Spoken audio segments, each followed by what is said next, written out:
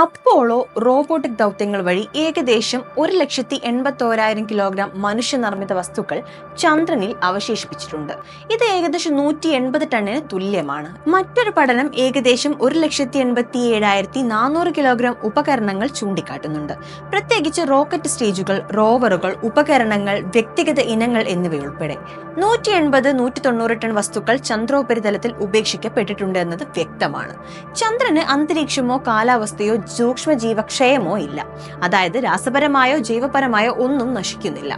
Micrometeoroid ആഘാതങ്ങളിൽ നിന്നും വികിരണങ്ങളിൽ നിന്നും സാവധാനത്തിൽ മാത്രമാണ് ഇത് സംഭവിക്കുകയുള്ളൂ.